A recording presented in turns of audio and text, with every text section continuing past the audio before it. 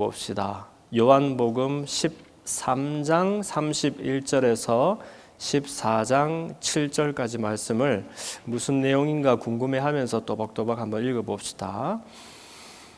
그가 나간 후에 예수께서 이르시되 지금 인자가 영광을 받았고 하나님도 인자로 말미암아 영광을 받으셨도다.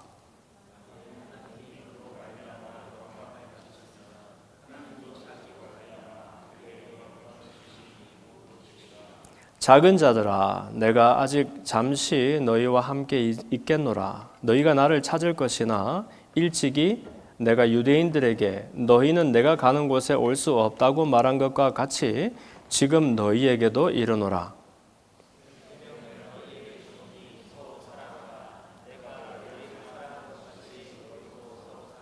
너희가 서로 사랑하면 이로써 모든 사람이 너희가 내 제자인 줄 알리라.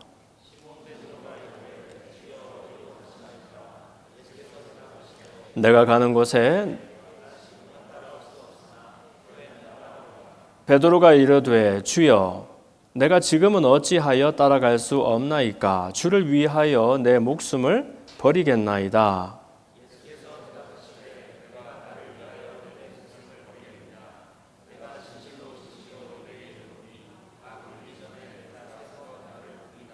너희는 마음에 근심하지 말라. 하나님을 믿으니 또 나를 믿으라.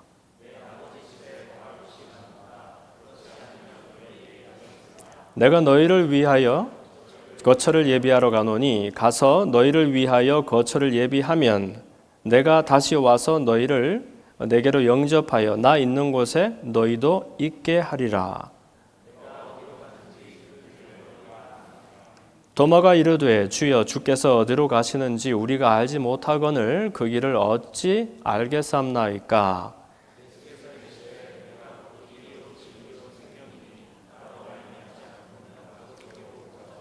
다 함께 너희가 나를 알았더라면 내 아버지도 알았으리로다. 이제부터는 너희가 그를 알았고 또 보았느니라. 아멘. 우리 말씀을 함께 나누기 전에 또 지난 한 주간 알게 모르게 하나님 앞에 범죄했던 것들 고백하면서 뉘우치면서 죄의 고백과 사죄의 순원 시간 갖도록 하겠습니다. 생각으로, 말로, 행동으로, 습관으로 하나님과 사랑 앞에 범죄했던 것들, 그리고 내 속에 있는 의도와 동기를 살피시는 하나님 앞에 우리가 허물이 있었던 것들 주님 앞에 고백하면서 하나님 나를 씻어주시옵소서, 나를 깨끗게 새롭게 하옵소서, 이런 마음으로 기도하며 나아갑시다.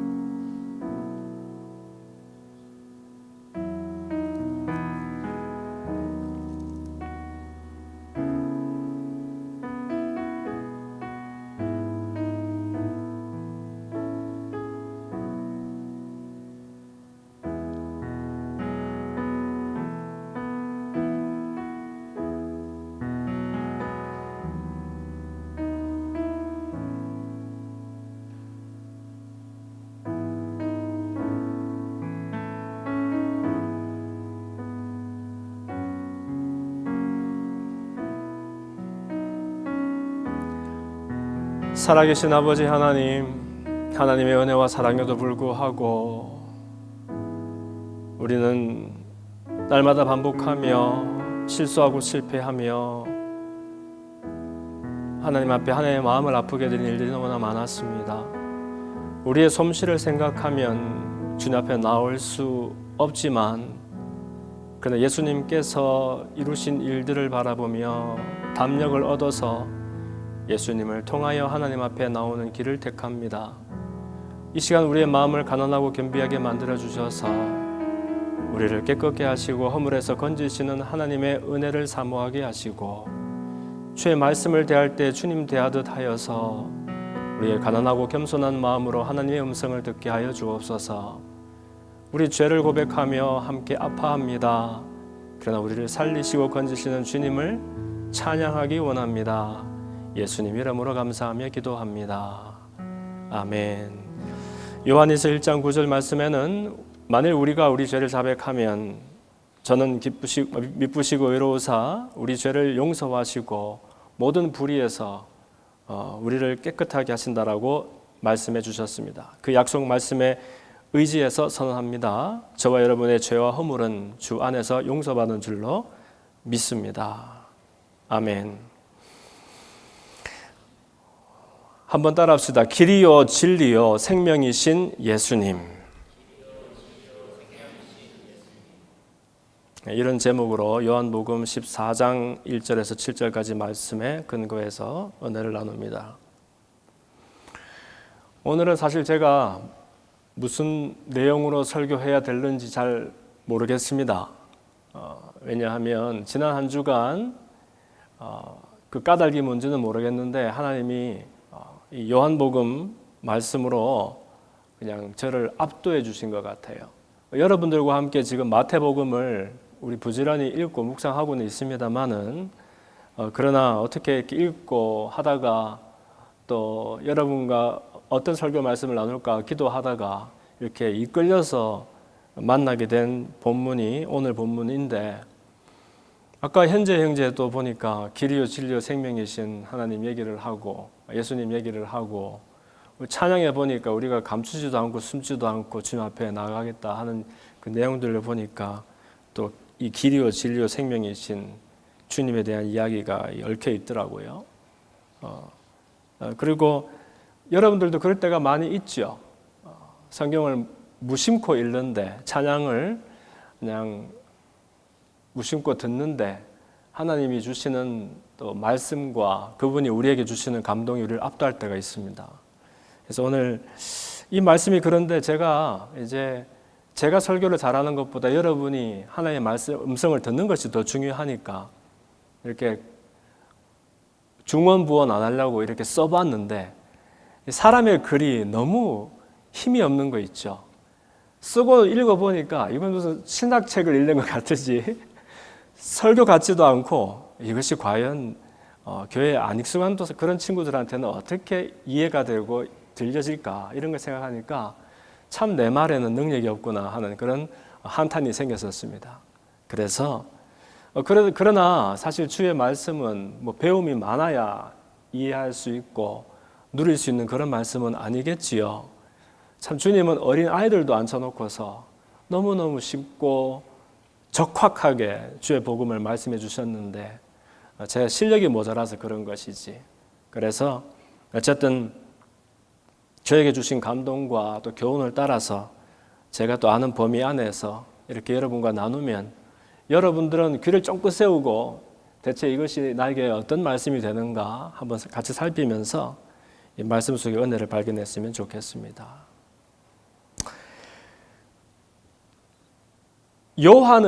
이 사도 요한은 다른 제자들과 또 조금 달랐어요.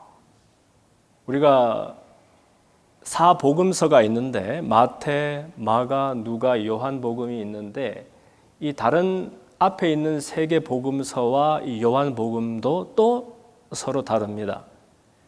앞에 있는 복음들을 보는 시점이 같다 해서 공관복음이라고 부르고요.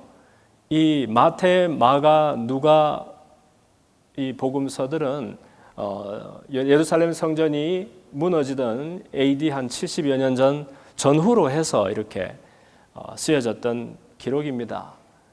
그런데 이 요한복음은 그 뒤로도 한 20여 년, 30여 년 뒤에야 이 사도 요한이 그의 마지막 시절을 보내던 지금은 이제 그 터키 땅이죠. 셀축, 에베소라는 곳에서 그의 생애를 마무리하면서 내가 봤던 주님, 그분의 생애는 그분의 삶은 나에게 어떤 것이었는가 하는 것을 다시 한번 돌이켜서 이제 총체적으로 종합을 하게 되지요.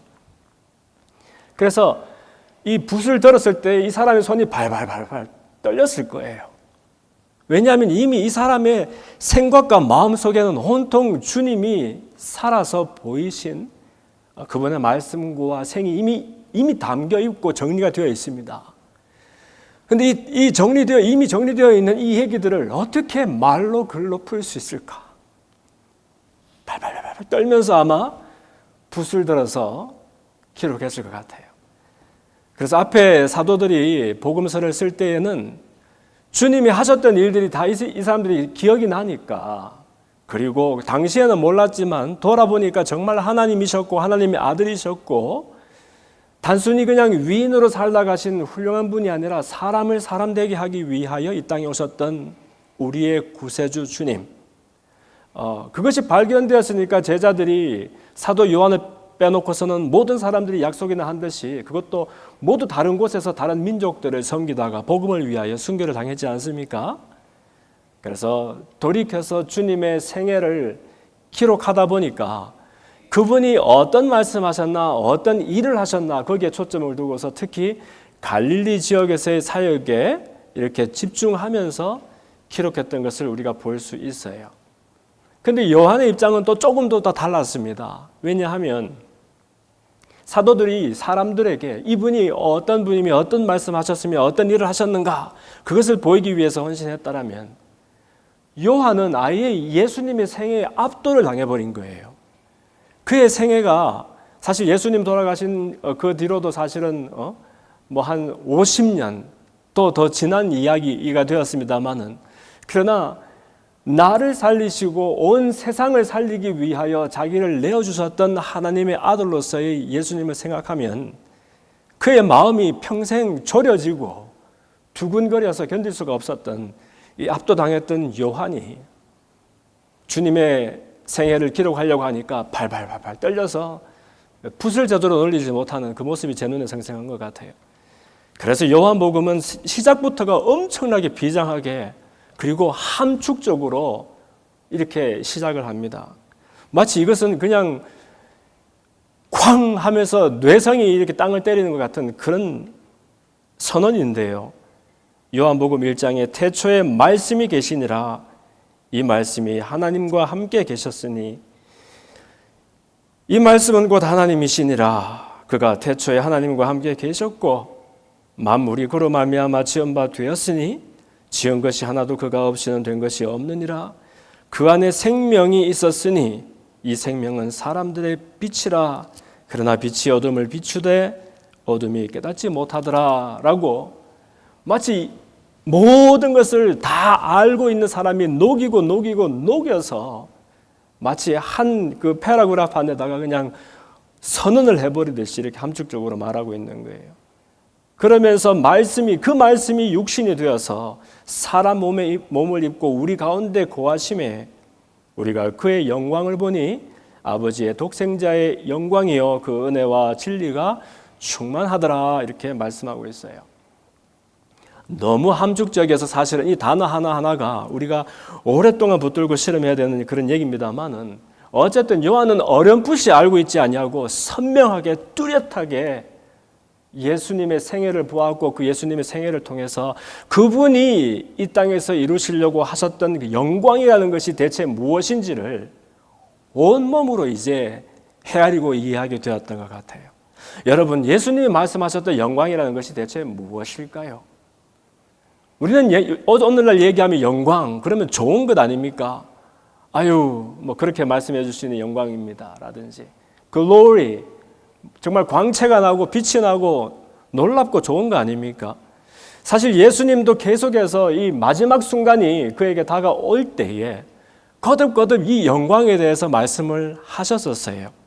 그런데 주님이 영광을 말씀하실 때에는 항상 그 뉘앙스가 이상했습니다.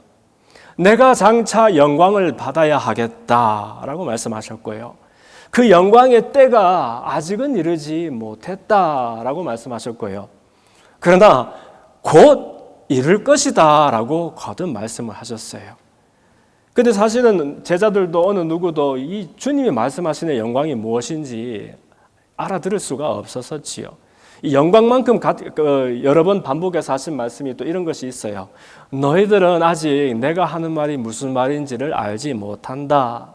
너희들은 내가 가려고 하는 그곳에 지금은 갈 수 없다. 내가 걷는 그 길이 무엇인지 알지 못한다. 이렇게 거듭 말씀하셔요. 그리고 결국에는 그러나 나중에는 장차 너희들이 내가 가는 곳에 함께 거할 것이고 내가 걷는 그 길을 알 것이다 라고 또 위안을 주시지요. 주님의 생애를 다 겪고 나니까 제자들이 비로소 한참이 지난 다음에야 이분은 임의로 그때그때 판단하고 선택하면서 그렇게 즉흥적으로 살아가신 분이 아니라 이분을 보내신 분이 계시는구나. 그리고 이분에게 어떻게 말씀하고 살도록 명령하신 분이 계시는구나 하는 것을 모든 사람이 알 수 있도록 또렷하게 살아내셨던 주님임을 깨닫게 됩니다. 그래서 영광 이야기하고 아직 너희들이 잘 모른다. 그러나 괜찮다. 곧 알게 될 것이다. 라고 했을 때 주님은 주님을 드러내기 위하여 주님 속에 있는 무언가를 가르치기 위하여 이 땅에 오신 분이 아니라 주님이 속해 있고 연결되어 있던 주님의 하늘 아버지를 세상에게 드러내 보이기 위하여 이 땅에 오셨던 분이었구나. 그리고 제자들을 포함해서 물론 모든 사람들이 주님께 연결됨으로 인해서 주님이 거하고 있는 하늘 아버지에게 연결이 되도록 그렇게 사셨던 분이구나 하는 것을 나중에 깨닫게 되는 거죠. 그래서 요한복음의 14장 앞에 있는 12장, 13장 이 내용들을 다 보면은요, 주님이 말씀하시는 영광이 이렇게 선명하게 보이는 것 같습니다. 먼저 오늘 읽었던 본문 중에서 13장 31절을 보면 그가 나간 후에 예수께서 이르시되 지금 인자가 영광을 받았고 하나님도 인자로 말미암아 영광을 받으셨도다 하는 대목이 나옵니다. 영광을 받으셨다는 거예요. 그가 나간 후에 하는 것이 연결하는 거죠. 이때가 언제죠? 그가 나간 후에 할 때 누가 나간 겁니까? 아시겠지만 12제자 중에 하나였던 가룟 유다가 그 방을 나간 다음에 하는 거예요. 이 배경은 여러분 아시는 것처럼 주님이 이제 유월절을 보내기 위해서 예루살렘으로 들어오시고 마지막 때가 다가오니까 영광을 계속해서 언급하시면서 나중에는 제자들의 발을 씻기는 장면이 나오죠.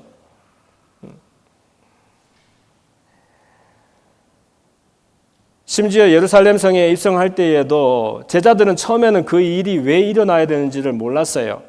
왜 나귀를 타고 예루살렘에 들어가야 되는지, 왜 사람들은 주님의 의도도 모르고 호산나 찬송하면서 종려나무 가지를 흔들었는지, 그러나 왜 주님은 그들의 환영에도 불구하고 비장한 모습으로 그 성에 들어가셔야 됐는지, 제자들이 처음에는 이 일을 깨닫지 못하다가 나중에는 예수님께서 영광을 얻으신 후에야 이 모든 것들이 기록되어 있는 일이었고 하늘 아버지가 예수님께 명령하신 일을 이루신 일이라는 것을 깨닫게 됩니다. 그리고 헬라 사람들이 예수님 일행을 자꾸 방문할 때에 예수님께서 드디어 인자와 영광을 받을 때가 왔도다라고 말씀하신 적이 있고요. 그리고 아버지여 아버지 이름을 영광스럽게 하옵소서 이렇게 말씀하시는 대목이 있습니다. 그러면서 주님은 늘 이렇게 말씀하셨죠. 12장 49절에 보니까 내가 내 자의로 말하는 것이 아니요 나를 보내신 아버지께서 내가 말할 것과 이룰 것을 친히 명령하여 주셨으니 나는 그의 명령이 영생인 줄을 아노라. 그러므로 내가 이른 것은 내 아버지께서 내게 말씀하신 그대로이니라라고 거듭 말씀하셔요. 그러면서 이제 제자들 발을 씻기시는 겁니다. 이때 성질 급한 베드로가 너무 민망하고 황당하니까 주님께 말씀드리지요. 주님, 왜 내 발을 씻으십니까? 주님이 아까 말씀드렸던 것처럼 내가 하는 것을 네가 지금은 알지 못하지만 나중에는 알 것이다. 베드로가 이게 무슨 특별한 의미가 있나 보다 해서 아닙니다 주님, 절대로 씻지 못합니다. 예수님께서 내가 너를 씻어주지 않으면 너와 내가 아무 상관이 없다. 이러니까 또 베드로가 또 너무 주님의 의도를 모르고 내 발뿐만 아니라 손과 머리도 씻어 주시옵소서. 주님이 말씀하시죠. 목욕한 자가 왜 발을 또 씻느냐? 온몸이 깨끗한 사람은 목욕한 자가 왜 몸을 다시 씻느냐? 발만 씻으면 된다 하는 그 말씀을 하셨었죠. 그러면서 그러나 너희 중에서 모든 사람이 그렇지는 않고 한 사람이 나를 팔 것이다. 가롯 유다를 말씀하시는 겁니다. 그리고 진실로 너희에게 이르노니 너희 중에서 나를 하나 팔리라 할 때에 이때 사실 최후의 만찬처럼 큰 테이블에 제자들과 예수님이 멋있게 둘러앉아서 식사를 하시는 것이 아니고 사실 당시의 문화나 전통을 우리가 공부를 해보면 이렇게 옆으로 기대어 누워서 식사하셨던 것을 우리가 볼 수 있죠.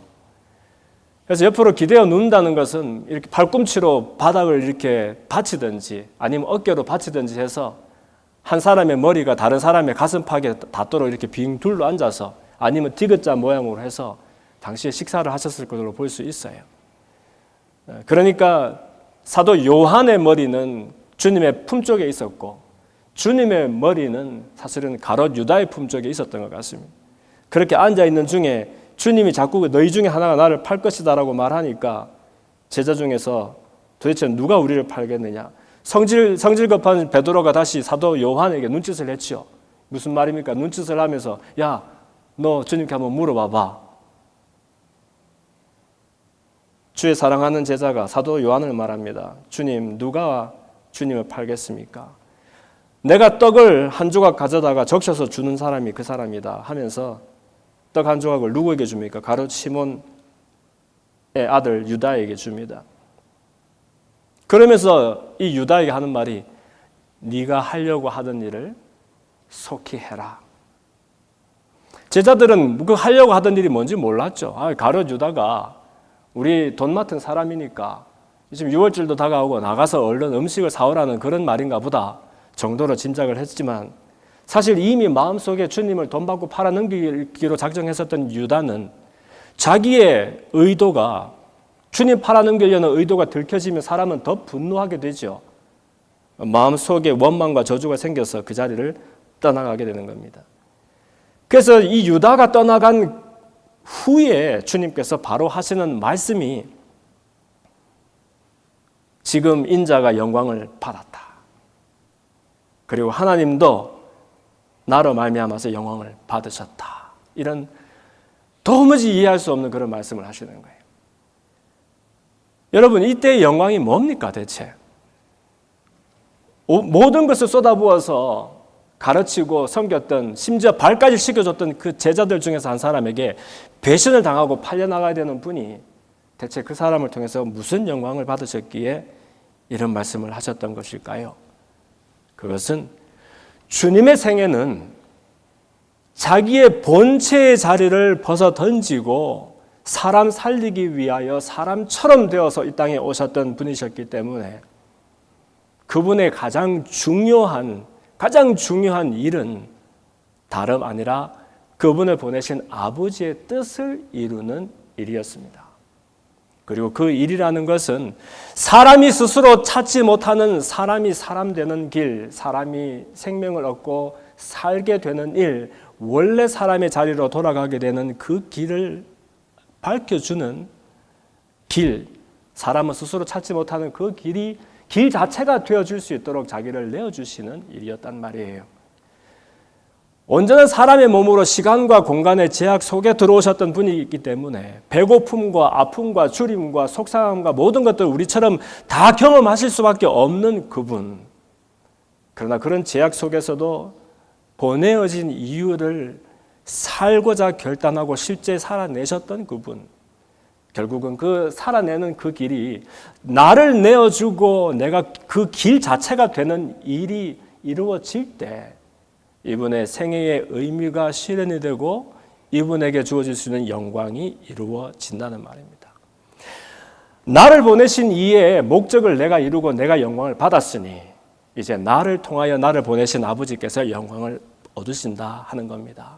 그러니 유다는 스승을 팔아넘기고 스승일 뿐만 아니라 사람 살리기 위하여 자신을 내어주신 주님을 팔아넘기는 범죄를 저지르고 자기 죄 때문에 죽을 수밖에 없는 그런 사람이 된 것은 비극이지만 그러나 주님의 영광을 이루고 아버지의 영광을 이루는 데 있어서 큰 도구가 되어서 그렇게 쓰임을 받았는지도 모르겠습니다. 그래서 이때에도 이 말을 알아들을 리가 없는 이 제자들에게 주님은 따뜻한 음성으로 이 작은 자들아 이렇게 부르셔요. 작은 자들아 하는 것은 마치 my sons 이렇게 얘기하는 것처럼 사랑을 담아서 이 작은 자들아. 유대 사람들에게 내가 일찍이 너희는 내가 가는 곳에 올 수 없다고 말했던 것처럼 너희들도 지금은 내가 가는 그곳에 갈 수가 없다 이렇게 말하면서 그러나 다만 내가 너희들에게 새 계명을 주노니 서로 사랑해라. 사랑하면은 너희가 서로 사랑하면 모든 사람들이 너희가 나의 제자인 줄로 알 것이다. 근데 베드로가 이 부분에서 걸리죠. 질문이 좋은 사람, 질문이 많은 사람이 똑똑한 사람이에요. 베드로가 아니 주님 어디 가시길래 우리가 주님 가는 곳을 알지도 못하고 갈 수도 없다라고 말합니까? 하니까 주님이 내가 가는 곳에 네가 지금은 따라갈 수 없지만은 그러나 걱정하지 말아라. 후에는 따라오게 될 것이다 라고 말해요. 37절에서 베드로가 그것으로 성에 차겠습니까? 주님 무슨 말씀하십니까? 내가 지금은 어찌해서 따라갈 수 없다고 말합니까? 내가 주를 위하여라면 내 목숨을 버리겠습니다. 38절에 예수님께서 유명한 말씀하셨죠. 네가 나를 위하여 목숨을 버리겠느냐? 내가 진실로 진실로 너에게 이르노니 닭 울기 전에 네가 3번 나를 부인하리라. 여러분 이 대목에 우리는 항상 주님이 마치 원망과 책망을 담아서 이 말씀을 하시는 것처럼 우리가 느낄 때가 많이 있어요. 그렇죠? 뭐라고? 네가 내가 죽는 데까지 따라가겠다고? 에라 이 녀석아. 너는 오늘 밤에 나를 3번이나 부인하고 저주할 놈이야. 그런 소리 하지 마라. 이렇게 말하는 것처럼 우리가 읽을 수가 있다는 거예요. 왜냐하면 오디오가 없으니까, 글만 있으니까. 그런데 여러분 그런 뉘앙스가 아니에요. 주님은 온갖 사랑과 연민과 사실은 위로를 담아서 이 말씀을 하시는 겁니다. 어떻게 알 수 있느냐 하면 14절 1절이 바로 연결되어서 하시는 말씀이거든요. 다시 내가 진실로 진실로 너에게 이르노니 오늘 닭 울기 전에 네가 3번 나를 부인할 것이다. 그러나 너희는 마음에 염려하지 말아라. 하나님을 믿으니 또 나를 믿어라. 이렇게 말씀하시는 거예요. 지금 내가 가는 길을 몰라도 괜찮다. 지금 내가 가는 그곳에 니네들이 같이 가지 못해도 괜찮다. 죽는 데가 무슨 말이냐? 오늘 날이 새기 전에 3번 나를 부인해도 아직까지는 괜찮다. 그러나 염려하지 말아라. 하나님을 믿으니 또 나를 믿어라. 여러분 나를 믿어라 라고 말할 수 있는 사람들은 많지 않습니다. 물론 우리는 그렇죠. 나 좀 믿어봐. 내 말 지킬 사람이야. 걱정하지 말고 돈 좀 빌려줘. 이렇게 우리는 말을 할 수 있죠. 근데 사실 사람을 어떻게 믿습니까? 왜냐하면 누군가를 믿으려고 그러면 그 사람에게 능력과 권위가 있어야 되거든요. 그 말을 지킬 수 있는 능력과 권위가 있어야 그 사람을 신뢰할 수 있는 거예요. 근데 주님이 하나님을 믿으니 곧 나를 믿어라 라고 말씀하실 때에는 주님에게 그 능력과 권위와 제자들이 차마 자기 스스로의 힘으로는 살아내지 못하는 그 어떤 중요한 것을 살아낼 수 있도록 할 수 있는 힘이 있으시니까 아직은 안 되더라도 걱정하지 말아라. 내가 너희들에게 때가 되면 힘도 주고 능력도 주고 믿음도 주고 그래서 너희들이 스스로 가지 못하는 그곳에 가는 그 길을 찾을 수 있도록 내가 알려주겠다라고 말씀하시는 거 있지요. 주님은 신뢰를 했습니다. 이 말씀에. 왜냐하면 그분이 아버지께서 보내신 분이기 때문에 아버지 안에 붙어만 있으면 아버지께서 명령하신대요. 하나님 아버지가 능력과 권위를 가지고 주님에게 명령하셨거든요. 그 말씀을 붙들고서 자기에게 주어진 길을 살아내셨던 분이잖아요. 주님도 이제 능력과 권위를 가지고 제자들에게 말씀하시는 거예요. 걱정하지 말아라. 때가 되면 너희들 해낼 수 있다. 이렇게 말씀하시는 것 같은 거 있지요. 그러면서 내 아버지 집에 거할 곳이 많다. 그렇지 않았으면 너희들에게 그렇다라고 말했을 것이다. 내가 너희를 위하여 거처를 예비하러 가노니 가서 너희를 위해서 거처를 예비하게 되면 내가 다시 와서 너희들을 내게로 영접하여서 나 있는 곳에 너희도 있게 하겠다. 여러분 이게 국민 평수 30몇 평입니까? 그런 방들을 이렇게 만들어 놓고서 다 머물 수 있는 천국의 집 같은 걸 지어 놓고서 거기에다 니네들 입주시켜 주겠다 그 말씀이 아니라 내가 가는 곳 그리고 너희들이 거할 곳, 이 곳을 말할 때에는 우리가 어떤 삶을 살게 되겠는지, 우리가 어떤 사람이 되겠는지 하는 이야기가 달라지는 것을 말하는 것이죠. 그리고 우리의 이야기가 속하는 그곳이 달라질 것을 말하는 겁니다. 그런데 결국은 주님께서 하시는 말씀은 니네들이 나처럼 될 수는 없지만 지금은, 그러나 장차 내가 걷는 길을 걷고 내가 가는 곳에 가서 지금과는 전혀 다른 사람, 내가 주는 능력과 권위를 가지고 살아가는 또 다른 내가 될 수 있도록 길을 만들겠다 하시는 그런 말씀인 거예요. 그래서 내가 어디로 가는지 그 길을 너희가 알 것이다 라고 말씀하시는 거죠. 이때 이제 의심 많았던 도마가 또 이 사람도 실증주의 아닙니까? 주님께 물어봅니다. 아니 주님, 어디 가시는지를 우리가 알아야 가는 그 길도 알죠. 내비게이션에다가 뭘 길을 찾으려고 그러면 목적지를 찍어야 길이 나오고 그걸 따라갈 거 아닙니까? 근데 어디 가시는지 모르는데 그 길을 우리가 어떻게 알겠습니까? 이때 이제 오늘 요절 말씀 14장 6절 말씀을 주님 하시는 거예요. 내가 길이요 진리요 생명이니 나로 말미암지 않고는 아버지께로 올 자가 없느니라, 이 말씀을 하세요. 여러분, 길이요 진리요 생명이다 그러면 우리는 주님이 최고다, 주님이 최고니까 주님을 따라 나서면 된다 하는 그런 표현으로 많이 씁니다. 그죠? 그래서 꼭 주님 아니더라도 대단한 무언가를 만나면 이게 길이고 진리요 생명이야, 이런 농담 아닌 농담도 사람들이 하잖아요. 주님이 답이고 주님이 사는 데 있어서 해답이고 어떤 길이고 최고의 방편이 된다, 이런 막연한 말로 생각을 하는데요. 그러나 사실 이것도 역시 굉장히 함축적입니다. 주님은 비장한 마음으로 이 말씀을 하시는 거예요. 곧 우리가 지금 있는 비극과 곤란과 고단함에서 놓여나서 원래 사람으로 돌아갈 수 있는 그 길을 주님께서 어떻게 마련해 주실 것인가에 대해서 아주 함축적으로 지금 하시는 말씀이라는 거예요. 첫 번째, 왜 주님이 길이 되시는지를 한번 살펴봅시다. 여러분, 길이 뭡니까? 길이라는 것은 A라는 곳에서 B라는 곳으로 가는 경로를 말하는 거 아닙니까? 그렇죠? 그래서 그 길에는 방향이라는 것이 있고 여정이라는 것이 있고, 왜냐하면 우리가 그 B로 가는 그 길이 없으면 목적지로 갈 수가 없게 되지 않습니까? 그러니까 주님은 그게 뭔지는 몰라도 우리가 걸어야 되는 그 여정의 목적지를 알고 계시는 분이고 그 여정으로 우리를 인도해 주실 수 있는 그런 길이 된다는 것입니다. 그런데 여러분, 세상에 하고 많은 길이 있지만 세상의 모든 길들은 사실은 사람이 자기의 힘으로 용을 써서 개척해서 걸어야 되는 고단한 길들이라는 것이에요.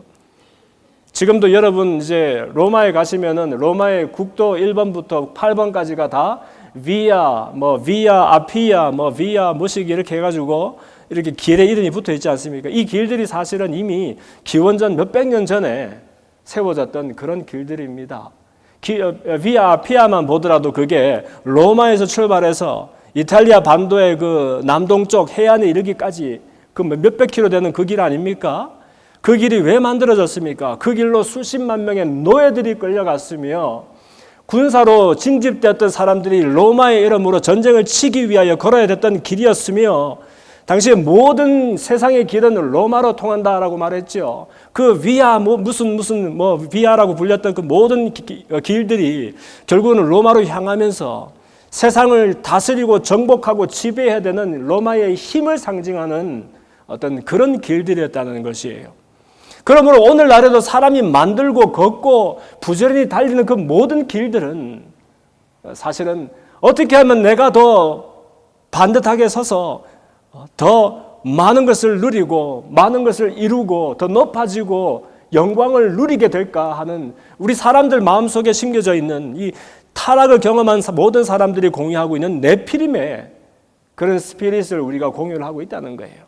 어떻게 하면 더 많은 것을 취할까? 어떻게 하면 더 많은 것을 이룰까? 내가 높아질 수 있을까? 마치 바벨 타워를 세우고서 우리가 높이 올라가서 하늘에까지 다다르자라고 외치는 사람들의 음성이 지금도 들리는 것 같아요.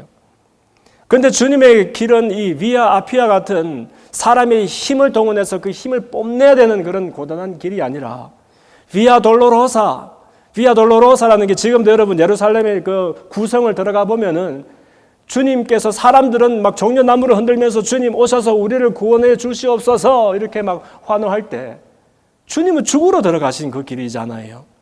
그래서 주님께서 그 새벽부터 이리로 저리로 제사장에 떨이며 또 빌라도에 떨이며 끌려다니면서 고초를 당하고 신문을 당하고 하면서 결국 마지막에 갈보리 언덕에 이르러서 처형당하시기까지 그분이 걸어야 됐던 길을, 그것을 비아 아피아가 아니라 비아 돌로로사라고 그럽니다. 고난의 길, 슬픔의 길, 주님이 걸으셨던 길은 바로 그런 길이라는 것입니다. 그러니 베드로도 그 얘기 했잖아요. 주님 무슨 말씀하십니까? 어찌 내가 따라갈 수 없다고 말합니까? 나는 주님을 위해서라면 목숨도 버릴 수 있습니다 라고 말하니까 주님이 진실로 진실로 너는 다 굴기 전에 3번 나를 부인할 것이다. 그리고 하신 말씀이 기록 안 됐지 뭐예요? 네가 나를 위해서 죽는 데까지 가는 것이 아니고 내가 너를 위하여 죽으러 왔다.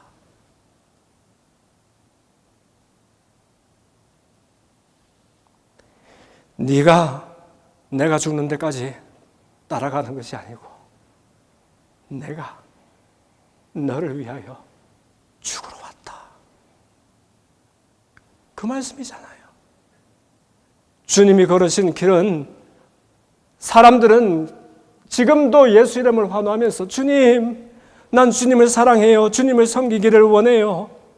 주님을 따라 살겠어요. 말하지만 심지어 죽는 데까지 따라가겠습니다라고 말하지만 우리가 힘을 내서 그 걷는 길은 주님을 위해서 죽어드릴 수 있는 길이 아니에요. 주님이 오셔서 걸으시려고 했던 그 길은 아니야. 내가 너를 위해서 죽으러 왔어. 내가 너를 위해서 죽을 거야 라고 말씀하시는 비아 돌로로사의 길을 걸으셨다는 거예요. 내 힘을 과시하며 내가 어떻게 하면 더 높아질 수 있을까, 행복할 수 있을까를 구하는 것이 아니라 나를 부인하여 나를 내어주는 삶을 삶으로써 오히려 내 아버지의 영광을 이루는, 그래서 요한과 사도들은 처음에는 그 말씀이 무슨 말인지 몰랐지요. 그러나 주님이 곳곳에서 하셨던 말씀이 요한은 이해가 나중에 된 거예요. 그래서 12장 25절 말씀에도 보니까 주님이 자기 생명을 사랑하는 자는 잃어버릴 것이고 이 세상에서 자기 생명을 미워하는 자는 영생하도록 보존하게 될 것이다. 희한하죠. 항상 역설이죠. 남을 위하여 내 생명을 내어놓는 사람은 영생을 살게 된다는 거예요. 자기 생명을 지키고 더 높아지기 위하여 자기 영광을 위해 사는 사람마다 오히려 그 생명을 잃어버리게 될 것이다. 그러면서 사람이 나를 섬긴다라고 말하면 좋다, 섬겨라. 그러나 섬기려면 나를 따라야 된다라고 말씀하시는 거예요. 섬기겠다는 말로 되지 아니하고 그분이 걸어야 되는 길을 걸어야 된다고 말씀하세요. 왜냐하면 주님이 그렇게 하셨거든요. 내가 이미 아버지께 연결되어 있고 본체가 아버지와 같은 하나님이시지만 그러나 아버지의 마음을 이 땅에서 살아내시면서 아버지께 영광이 되기 위하여 주님께서 붙여주셨던 말씀과 삶을 말하고 살아내셨던 그분. 그래서 주님의 길은 다름 아닌 십자가의 길이었음을 볼 수 있습니다. 왜 주님은 나는 길이고 또 진리라고 말씀하셨을까요? 여러분, 이 진리라는 것은 사람을 묶인 데서 놓여내는 강력한 것입니다. 우리는 진리 그러면 진실과 또 지식과 이런 것이 생각돼서 그냥 옳고 정확한 것만 생각나지만 사실 이 진리라는 것은 사람을 살려내는 힘이 있는 것이지요. 노예된 사람이 있으면 그 노예의 쇠사슬을 풀어내는 무언가가 있어야 자유인이 되는 겁니다. 사람이 나에게 묶이고 다른 사람에게 묶이고 사건에 묶여서 그냥 열심히 그냥 즐거움을 향해서 살아가지만 항상 고단할 때에 그 근본적으로 고단한 족쇄를 풀어낼 수 있는 힘, 그것이 바로 진리고요. 그래서 이 진리가 너희를 자유케 하리라라고 말씀해 주신 그 까닭이 거기에 있는 겁니다. 그런데 이 진리라는 것이 진리 없는 세상에, 진리 없는 여러분과 저 안에 우리가 무슨 대단한 것을 발견해서 그것으로 진리 삼을 수가 없어요. 진리라는 것은, 생명이라는 것은 우리 속에 이런 없는 가치들은 항상 밖에서, 위에서 오는 겁니다. 그래서 주님께서 나는 진리다라고 말씀하실 때에 우리 안에 없는 것이니까 밖에 있는, 곧 아버지 하나님께로부터 오는 생명과 진리가 이분이시고요. 이 하나님의 말씀, 곧 하나님이 사람의 몸을 입고 이 땅에 오셔서 우리에게 진리가 되신다는 겁니다. 그러니 주님의 진리는 성육신의 진리고요. 진리라는 것은 말하고 공부하는 것이 아니라 살아내는, 우리를 해방케 하는 능력이 된다는 것이지요. 그리고 왜 주님은 스스로를 생명이라고 말씀하셨습니까? 이 생명이라는 것은 다름 아니라 부활의 생명을 의미합니다. 그렇죠? 생명이라는 것은 무언가 죽은 것이 아니라 살아있도록 하는 것뿐만 아니고 모든 생명 있는 것들은 시간이 지나면 자라고 성장하게 되어 있다는 겁니다. 그러니 마치 이 연약한 제자들처럼 주님의 생명이 우리 가운데 씨 뿌려지면 이제는 우리가 살되 주님과 같이 닮아가며 성장하며 살아가도록 우리에게 생명이 되어주신다는 거지요.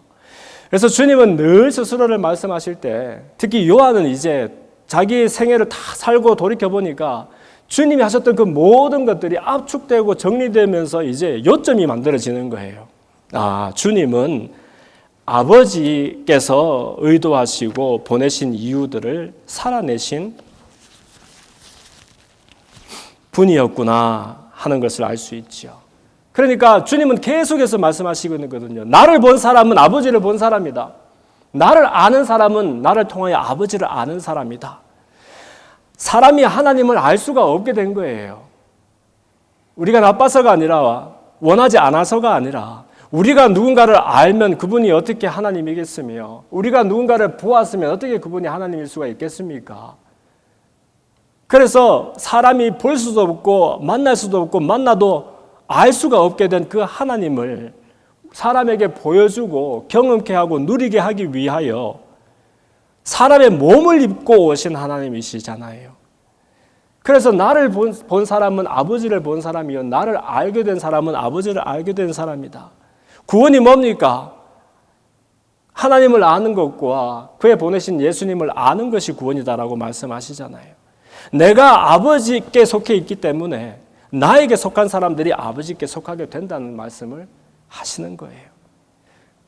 그래서 내가 너희 안에 있고 내 말이 너희 안에 있으면 너희들이 과실을 맺게 될 것이다 하는 그 말씀이 그겁니다. 요한복음 15장에 보면은 주님이 포도나무 비유를 통해서 우리에게 설명하시잖아요. 내 아버지는 농부시다. 농부가 농사를 짓죠. 그럼 나는 뭐냐? 그 농부가 짓는 포도나무다. 그럼 여러분들은 뭐냐? 너희들은 나의 이 포도나무에 붙어있는 가지다라고 말씀하시는 거예요. 사실은 이 가지나 포도나무 자체나 포도나무로 농사짓는 농부가 다 하나인 것 아닙니까? 가지의 최선이 뭡니까? 가지의 최선이 올해는 열매를 더 많이 풍성하게 맺어야 될 건데 염려하는 겁니까? 또 열매를 많이 맺기 위해서 막 영을 쓰고 수고하는 것이 가지의 최선이겠습니까? 그게 아니에요. 가지의 최선은 나무에 잘 붙어서 튼튼히 붙어서 있는 것입니다. 붙어 있으면 이 뿌리로부터 양분과 수분이 줄기를 타고 올라와서 가지까지 연결이 되어지고 그 공급된 영양분을 통해서 풍성한 열매들을 알알이 맺게 되어 있는 것이에요. 그러니 가지가 아무리 영을 쓰고 수고하고 똑똑해도 본 나무에서 떨어져서 어떻게 열매를 맺겠으며, 아무리 무식하고 아둔해도 나무에 붙어 있는데 어떻게 그 열매를 안 맺을 수가 있겠느냐는 겁니다. 우리의 숙제는 뭐냐면 주님께 잘 붙어 있는 거예요. 왜냐하면 주님이 아버지께 붙어 있기 때문입니다. 주의 말씀이 우리 안에 있으면 그 말씀으로 인해서 우리 삶 가운데에 생명의 열매들이 맺어지게 되는 것입니다. 그래서 너희가 내 안에 거하고 내 말이 너희 안에 거하면 무엇이든지 원하는 대로 구하라. 그리하면 이룰 것이다. 너희가 과실을 많이 맺으면 내 아버지께도 영광을 받으실 것이요 너희가 비로소 내 제자가 되리라 라고 말씀해 주시는 거예요. 그러니 여러분, 예수 믿는다는 것은, 교회 다닌다는 것은 복잡하고 어려운 일이어야 되는 것은 아닙니다. 어떻게 보면 너무 간단하고 명쾌해서 저게 정말 맞나 싶을 정도의 이야기. 다름 아니라 나를 섬기려거든 나를 따르라라고 말씀하신 주님의 말씀을 듣고 그분이 살아내셨던 삶 곧 그 길과 십자가의 길이죠. 곧 그 진리와 성육신의 진리죠. 곧 그 생명과 성장하게 하는 부활의 생명을 말하는 것이지요. 이것이 우리의 삶과 연결되는 걸 말하는 것입니다. 이 연결이 되고 나니까 이 갈릴리에서 물고기나 잡던 무식하고 가난했던 이 어부 출신의 제자들이 그들 생애가 송두리째 바뀌게 됩니다. 이웃과 친척들로부터 매국노라고 손가락질 받던 이 세리였던 마태의 생애도 변화되게 됩니다. 그리고 이 보잘것없어 보이는 12명의 제자들을 통해서 로마 제국 전체를 복음이 뒤엎게 되고 나중에는 예수 그리스도의 이름이 땅 끝까지 전해지는 그런 일들이 생기게 된 것입니다. 주님을 만나고 주님 안에서 길을 발견하고 진리를 발견하고 생명을 발견하게 된 사람마다 주님의 제자가 되고 그분이 걸어가는 길을 걷게 된다는 겁니다. 세상 사람들은 이쪽 방향으로 길을 걸어갑니다. 비아 아피아, 더 많이 이루고 높아지고 나 온통 내 안에 함몰되어서 내밖에 모르고 나만 찾을 수밖에 없게 되는 그 길로, 그것이 나를 행복하게 만들고 성공하게 만들 줄 알고 그러나 끊임없이 고단한 길로 자기를 몰아가고 있는 거예요. 제자들도 그 길을 따라 걸어갔습니다. 그렇기 때문에 너희들이 내가 가는 길을 알지 못한다, 내가 가는 곳에 갈 수가 없다라고 말했지요. 그러나 주님이 살아내신 그 생애들을 들여다보니까 나를 본 사람 아버지를 보았다라고 말씀하셨잖아요. 그리고 사람들에게 아버지가 보여지게 하기 위하여 그 삶을 살아내셨던 주님의 생애를 보고 나니까 제자들이 비로소 자기들이 걷는 그 길이 주님이 가시는 길이 아니란 것을 발견하게 된 겁니다. 그래서 제자가 된다는 것은 주님을 섬기는 것뿐만 아니라 섬기려고 하는 사람마다 주님을 따라가야 되는구나. 방향의 전환이 일어나지요. 걷는 길이 달라지지요. 방향이 달라지지요. 삶의 이유와 목적이 달라지는 겁니다. 이전에는 똑같은 나였는데 나만 생각하고 내가 어떻게 하면 더 잘 살 수 있을까, 행복할 수 있을까, 세상에 불행하고 싶은 사람 세상 천지 어디 있습니까? 더 많이 가지고 높아지고 빼어난 사람 되기 위해서 고단하게 달려갔는데 나도 죽이고 남도 죽이고 모두 고단하다 끝이 나고 마는 그 길을 열심히 달려갔던 거예요.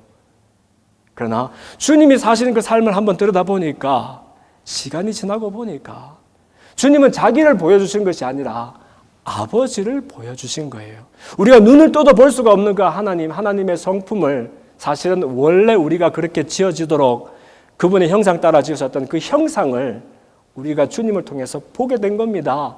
보았더니 내가 걷던 길과 전혀 다른 거였고 내가 추구하던 삶과 전혀 다른 가치가 그 속에 있었던 거예요.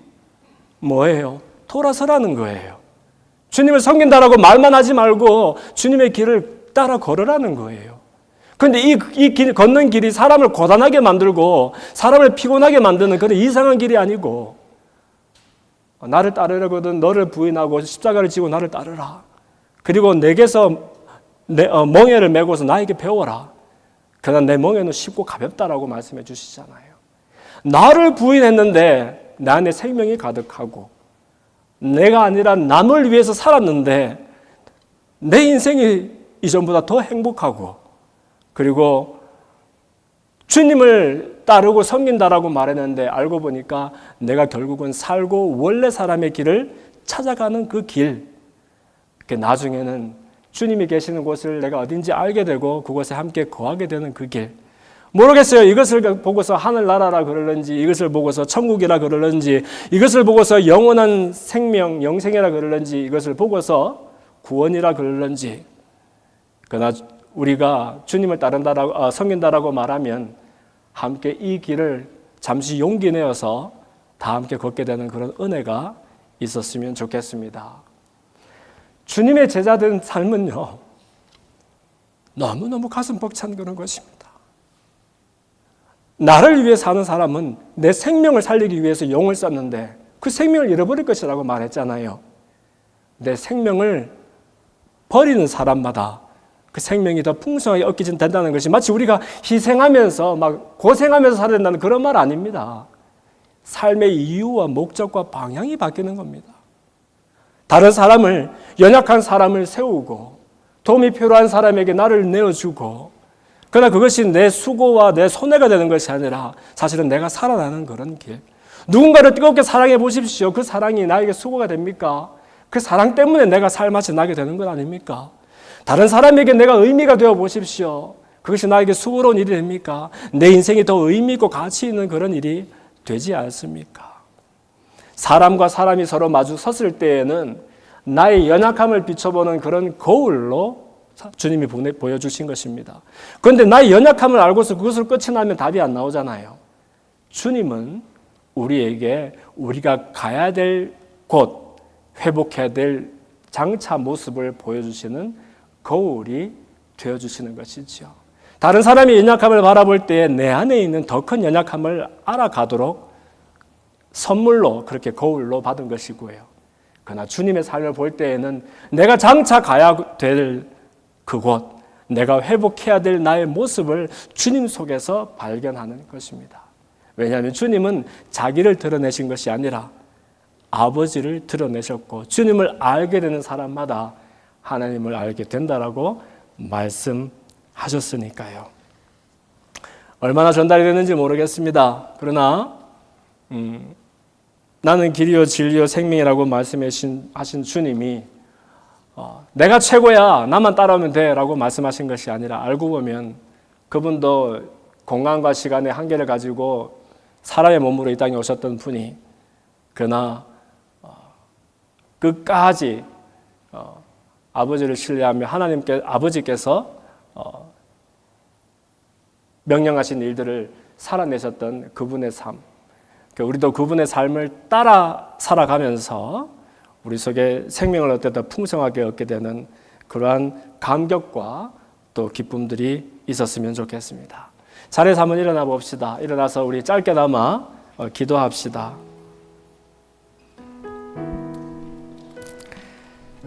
주님을 따라 걷는다는 것이 내가 고집하던 내 인생의 이유와 의미와 목적이 달라지는 그런 길이었군요. 입술로만 주를 섬긴다 말하지 않고 주님께서 걸으셨던 그 길을 나도 기쁨으로 걷게 되기를 원합니다.